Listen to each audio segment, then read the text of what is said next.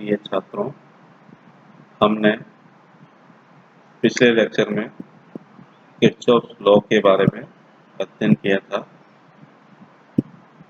Kirchhoff law क्या होता है, उसका स्टेटमेंट क्या होता है तथा उसको अप्लाई करने के लिए किन किन बातों का ध्यान रखना पड़ता है। आज हम किरचॉफ लॉ पे आधारित कुछ प्रॉब्लम्स को सॉल्व करेंगे। सर्वप्रथम, calculate the current in all resistance using KCL and KVL। KCL का तात्पर्य किरचॉफ करंट लॉ तथा KVL का मतलब किरचॉफ वोल्टेज लॉ है। जैसा कि चित्र में दर्शाया गया है कि एक 20 वोल्ट का सोर्स परिपथ में है और चित्र में दर्शाए अनुसार प्रतिरोध संयोजित है। ऐसी स्थिति में सर्वप्रथम हम पॉइंट्स या जिन्हें हम दो प्रतिरोध या दो से अधिक प्रतिरोधों तथा एक वोल्टता स्रोत और प्रतिरोध के जो संधि बिंदु है, एडजॉइनिंग पॉइंट है, जहां पर वो दोनों शाखाएं मिल रही है, का नामकरण करेंगे और उसके पश्चात हम उसमें जो संधि बिंदु है, जहां पर दो से ज्यादा शाखाएं मिल रही है, वहां पर किरचॉफ करंट लॉ लगाकर उन शाखाओं में धाराओं के मान का नामकरण करेंगे। जैसा कि चित्र में दिखाया गया है, हमने तो बिंदुओं के नामकरण A, B, C, D, E, F कर दिए हैं तथा उनमें बहने वाली धाराओं के मान को I, I1 के रूप में मान लिया है तथा उनकी दिशा भी चित्र में दर्शाई गई। अब हम इस परिपथ में दो क्लोज्ड लूप के अंदर समीकरण लिखेंगे। वो दो लूप या तो EFAD, ABCD या FABCDE, इन तीनों में से कोई भी किन्हीं दो लूप के अंदर हम इक्वेशन लिखेंगे यूजिंग किरचॉफ वोल्टेज लॉ। माना कि मैं EFAD पहला क्लोज सर्किट लेता हूं और उसमें किरचॉफ वोल्टेज लॉ लगा करके मैं इक्वेशन लिखूंगा।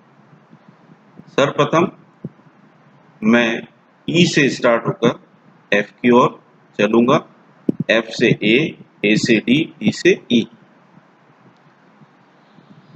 आप इसके विपरीत भी चल सकते हैं, उससे प्रॉब्लम के हल पर कोई प्रभाव नहीं पड़ेगा। E से F यानी वोल्टता स्रोत के ऋणात्मक से धनात्मक टर्मिनल की ओर, उस स्थिति में EMF धनात्मक होगा +20, जैसा कि समीकरण लिखते हुए दिखाया गया। उसके पश्चात जब हम F से A की ओर चलेंगे तो हम 2 ओम के प्रतिरोध में बहने वाली धारा जो कि हमने मानी है, उसकी सेम दिशा में चलेंगे। अतः 2 ओम रेजिस्टेंस जिसमें धारा I प्रवाहित हो रही है के अंदर उल्टा पाथ ऋणात्मक में -2I, इसके पश्चात A से D धारा की दिशा में चलते हुए इक्वेशन लिख रहे हैं, इसलिए -10I1, तत्पश्चात D से E धारा की दिशा में ही -3I बराबर 0। दूसरा लूप मैं A B C D ले रहा हूं और equation A B C D A की चलते हुए लिखूंगा। तो हमें वही चीज का ध्यान रखना है कि हम इक्वेशन लिखते वक्त धारा की दिशा में चल रहे हैं या धारा की विपरीत दिशा में। यदि धारा की दिशा में चल रहे हैं तो वोल्टा पाथ ऋणात्मक होगा और यदि धारा की विपरीत दिशा में चल रहे हैं तो यह धनात्मक होगा। तो -3I - I1, -2I - I1, -5I - I1 plus 10I1 बराबर 0। इस प्रकार हमने दो लूप में दो इक्वेशन लिख लिए। चूंकि यहाँ पर वेरिएबल दो हैं I और I1, इसलिए हमें दो ही इक्वेशन की आवश्यकता है। यदि वेरिएबल 3 हो तो उसके लिए हमें 3 इक्वेशन लिखनी पड़ेगी। अब जो दोनों इक्वेशन लिखी है हम उसको जब सिंप्लीफाई करेंगे तो हमें प्राप्त होगी 5I + 10I1 बराबर 20 पहली इक्वेशन, -10I + 20I1 बराबर 0 सेकेंड इक्वेशन। अब इन दो इक्वेशन 1 और 2 को लेकर हम I1 और I के मान ज्ञात करेंगे। यदि हम प्रथम इक्वेशन को 2 से गुणा करके उसे दूसरी इक्वेशन में जोड़ दें तो हमें जो प्राप्त होगा वो है 40I1 बराबर 40, I1 बराबर 1 एम्पियर। अब इक्वेशन 3 से I1 का मान इक्वेशन 1 में रखने पर हमें I बराबर 2 एम्पियर प्राप्त होगा। अतः हमने इक्वेशन 1 और इक्वेशन 2 दोनों को हल करके I और I1 का मान जो कि क्रमशः 2 एम्पियर और 1 एम्पियर है प्राप्त कर लिया है। अब हमें निकालना है कि प्रत्येक प्रतिरोध में धारा का मान क्या होगा, जो कि हमें प्रश्न में पूछा गया है।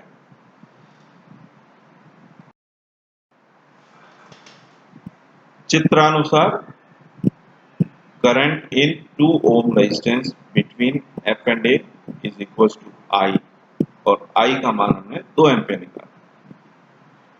Current in 3 ohm resistance between A and B जिसमें धारा का मान I - I1 है,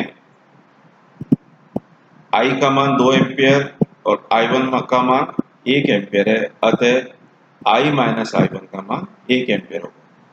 इसी प्रकार 2 ओम का रेजिस्टेंस जो B और C के मध्य लगा हुआ है, 5 ओम का रेजिस्टेंस जो C और D के मध्य लगा हुआ है, उसमें धारा का मान I - I1 बराबर 1 एम्पियर होगा। अब 3 ओम का रेजिस्टेंस जो बिंदु D और E के मध्य लगा हुआ है, उसमें धारा का मान I के बराबर है, अतः वो 2 एम्पियर होगा। तथा A और D के मध्य स्थित 10 ओम के रेजिस्टेंस में धारा का मान I1 बराबर 1 एम्पियर होगा। इन सभी धाराओं की दिशा जो चित्र में दिखाई गई है उसके अनुसार होगी। यदि हमें किसी प्रॉब्लम में धारा का मान ऋणात्मक प्राप्त हो जाए, उसका तात्पर्य यह है कि हमने जो धारा की दिशा उस प्रतिरोध में मानी है वास्तव में धारा उसके विपरीत दिशा में प्रवाहित हो रही है। ऐसी स्थिति में हमें एक स्टेटमेंट और लिखना होगा कि ऋणात्मक चिन्ह यह इंगित करता है कि उस रेजिस्टेंस में बहने वाली धारा वास्तविक धारा अज्यूम्ड की गई या मानी गई धारा के विपरीत दिशा में है। अब यहाँ पर दो प्रैक्टिस प्रॉब्लम्स आपको दी जा रही है। इसे आप स्वयं किरचॉफ करंट लॉ और किरचॉफ वोल्टेज लॉ लगा करके हल कीजिए। पहली प्रॉब्लम है calculate the current in branch A B in following circuit. पास में परिपथ दिखाया गया है जिसमें एक 10 वोल्ट का और एक 20 वोल्ट का स्रोत है और 5 रेजिस्टेंस 2 ओम, 9 ओम, 1 ओम, 6 ओम, 3 ओम के दर्शाए अनुसार कनेक्टेड है। दूसरी प्रॉब्लम में भी हमें ब्रांच ए बी में धारा निकालनी है लेकिन परिपथ अलग है।